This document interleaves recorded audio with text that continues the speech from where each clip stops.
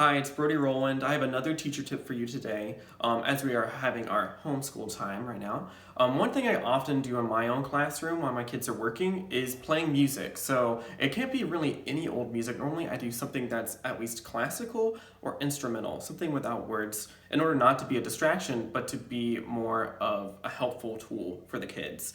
Studies have shown that playing classical music really promotes better focus and retention of information for most people. So something I like to do is either, like I said, play classical music, or sometimes I try to find a song, an album, something that's from the kids' lives that they really enjoy, and find maybe a classical or piano cover, instrumental cover of some sort, and play that as they work.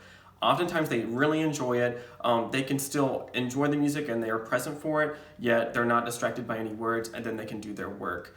And again, they have that better retention of information. So something for you to do at home, maybe during that hour or so of hard educational work that you're doing, play something fun for the kids in the background. It'll really help their learning and hopefully help them to stay focused and put everybody at ease. So hopefully you enjoy that teacher tip, and see you next time.